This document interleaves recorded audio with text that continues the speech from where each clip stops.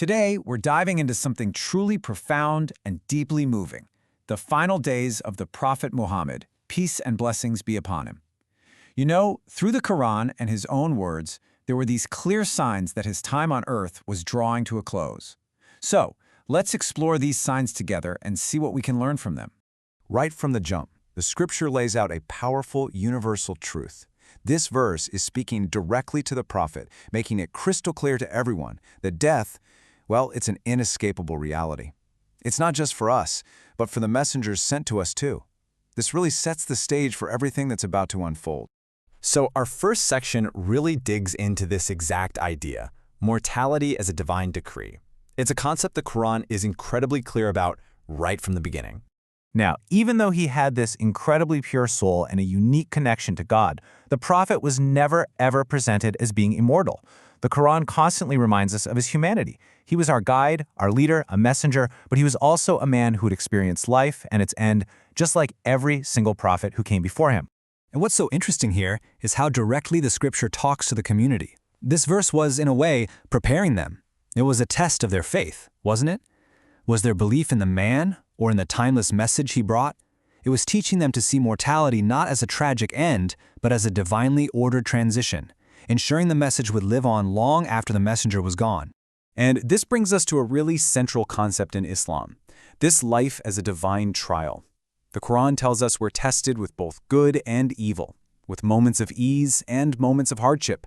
And death, in this whole picture, isn't just the end. It's the final unavoidable destination, the point where every single one of us returns to our Creator to account for how we lived. And man, this verse just hammers that point home, leaving absolutely no room for doubt. It asks this powerful question: if no human before was immortal, why would anyone be different now? Death is the great equalizer, isn't it? It's the one experience that connects all of creation. Okay, so moving into our second section, you can start to see how this theme builds. As the prophet's mission was nearing its completion, the signs of his departure started to show up right there in the revelation itself. This right here, this is one of the most significant verses revealed. It's a declaration of completion. The message is delivered, the religion is perfected. Now, for many people, this was a moment of pure triumph, of celebration. But for those with a deeper insight, it signaled something else entirely. Just imagine that for a second. In what should have been a moment of absolute victory, one of the prophet's closest companions, Umar, starts to weep. People were baffled. They asked him why he was crying, and his answer was just profound.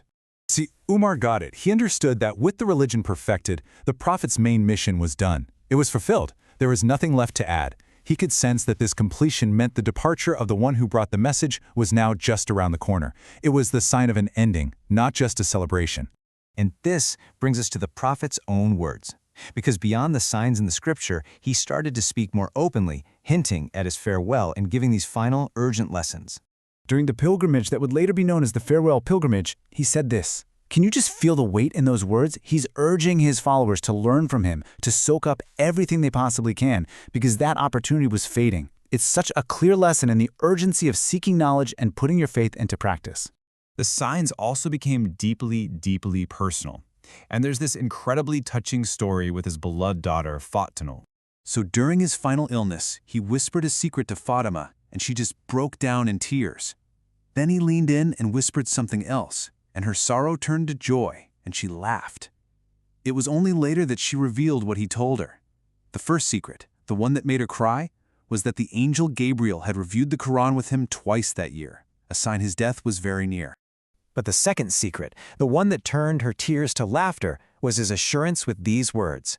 He told her that she would be the leader of all women in paradise and that she would be the very first person from his family to join him. So, just like that, knowing she'd be reunited with her beloved father so soon, turned her grief into hopeful joy. Now picture this. In one of his very last sermons from the pulpit, he posed this question to the people. He said, "Verily, Allah gave a servant a choice between this world and what is with him," and then he told them what the servant decided. When the prophet said the servant chose what is with Allah, the crowd was quiet. But one man, his closest friend, Abu Bakr, began to weep uncontrollably. He was the only one who understood. The servant was the prophet himself. This was his public farewell, teaching all of his followers to prefer the everlasting life over this temporary one. And then we have this. One of the most direct and just poignant goodbyes. As his companion, Mu'adh ibn Jabal, was leaving for Yemen on a mission, the Prophet walked beside him, giving him advice, and then he said these words.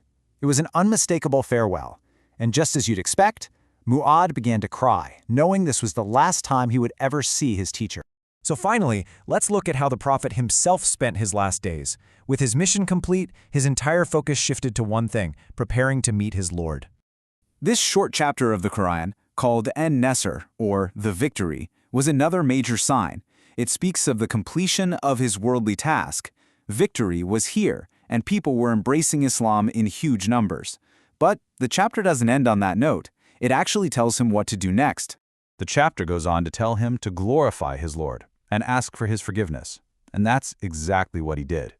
With his worldly mission accomplished, he devoted himself even more intensely to prayer and remembrance, getting himself ready for his return. And this, right here, is the ultimate truth that ties this entire story together. The life of the Prophet and all the signs of his death, they serve as this incredibly powerful reminder for every single one of us. Everything in this world is temporary, the final decision belongs to God alone, and it is to Him that we all make our final journey. So it leaves us with a question, doesn't it? What does it truly mean to live a life that's prepared for that return?